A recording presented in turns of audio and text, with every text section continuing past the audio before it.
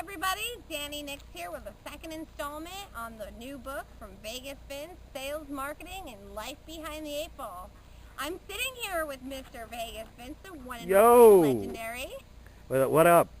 Not much. We're out here baking our ass off out here. It's super hot out, but I do have some questions that I pulled from the book that I thought these things were kind of interesting, and I'd like for you to elaborate a little more on them. All right, well, we're not giving the whole book away, but go ahead and pick out a few. No, we're not, but let's talk about Ron Fraze, pipe smoker?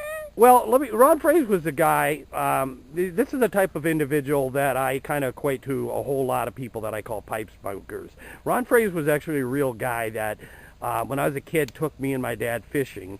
And the problem with Ron Fraze was he spent the entire time, well, we're actually out there, he had like this real high-grade fishing gear, beautiful, I mean, top of the line.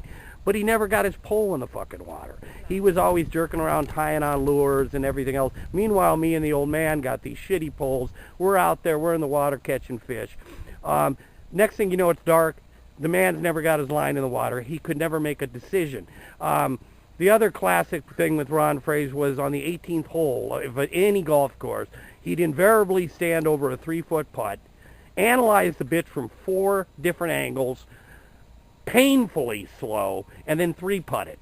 And then go into the clubhouse and bore everybody about the details of his triple bogey. You don't want to do business with these people. They call them pipe smokers. They can't make a fucking decision.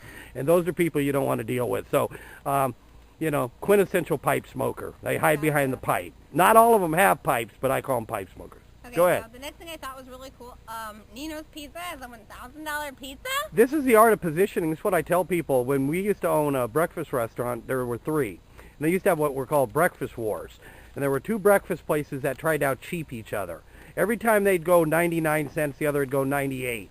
Well, what we did was just the opposite. We raised our prices. So we were known as the highest priced breakfast in town. I think our Eggs Benedict back then, we're talking like 1991, was like $8.99. That's pretty expensive.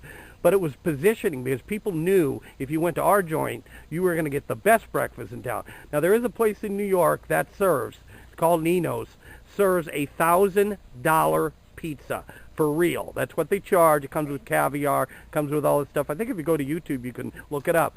The amazing thing about it is it's instant positioning, and it's probably got him $1 million worth of free publicity. Publicity is something I talk about a lot in the book, how to exploit the media, especially the 24/7 tabloid media we live in. So simply by doing something that outrageous, not only does he get these so-called beautiful people to come in and buy it, but look at the publicity. I mean, this thing's been featured everywhere. So, true story, not made up. $1,000 pizza does exist out there if you want to pay the money. Ooh, so hot. Telling you. Huh. The Jones family, they're more fucked up than you. Yeah, well, the Jones family, who, you know, I've always said 95% of the people are sheep. I think it might even be higher because for the same, and I back that up by a simple fact that 5% of the wealth, if not more, is controlled by what? I mean, 95% of the wealth in this world is controlled by the top 5%. Therefore, the remaining 95% are followers, aka sheep. And most of them are interested in the designer jeans with the right label and the Gucci and this, and it's called keeping up with the Joneses. And what they don't understand is the Joneses are more often more screwed up than you. You've got the dad having an affair with the secretary. You got the 16-year-old daughter snorting blow in the bathroom and throwing up her lunch. Yeah, the mother's on more pills than pharmacy could keep in stock. And they got the white picket fence and a perfect veneer. But inside, these people are more messed up and more insecure than you'd ever know. And this is who people follow. This is why women kill each other over Tickle Me Elmo dolls on Christmas, because it ain't for the kid. It's because they got to have what the Jones family had. So we teach you how to exploit the Jones family, not become a follower. And if you make products for chump change, you will attract chumps. Absolutely. I'm seeing a real interesting trend going on now, like even on the Warrior Forum, where people are putting out these $5, boy, you got the sprinklers coming, $5 product, dime sales. And yeah, there is a place for low-end loss leader products, and I understand all that. But people, when you devalue your product and make it so cheap, it just gives an aura of low quality. And you can spin it any way you want to. But we try to get people to come out and have enough balls to put a big sticker on their product. Because there are people that will, you know, classic example. If you can afford a 3-carat diamond, you can afford a 4-carat diamond. Okay? So these $4 ebooks on why bumblebees bumble and hummingbirds hum, I think it's a waste of time.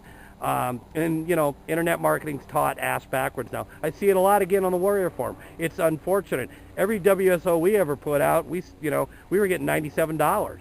I'm not going to do a dime sale. I don't recommend people make their business model built around something like that. So. And finally, before I die of heat stroke, the partner litmus test. The partner litmus test. This is a good one.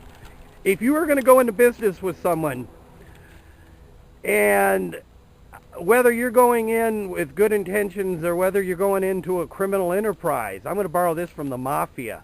You got to do the mafia litmus test, and that goes like this.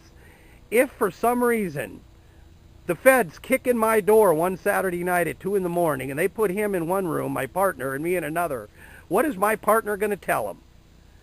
Think about that one for a second. Is he going to shut his mouth, ask for an attorney, or is he going to start giving up names in alphabetical order? And you'd be surprised that in most cases they'll give up names. So be very, very careful when you pick a partner. You better be somebody you can trust with your life, literally, because it might cost you 15 or 20 years. You end up on American Greed. Is that good? That's all that I have for this installment. All right. Can we show them our beach down here? Look at that. Yeah, we got a beach. This is Vinny Land. We got a beach. We got a beach. Turn around, baby. Oh, I probably have sidewalk marks on. Yeah, you're looking good. God. Yeah. Folks, the book is being edited. We hope to have it out in about 60 days. Vegas Vince. Especially for the haters Sales out there. marketing. This one's for you, Denise. Behind the 8 ball. Peace.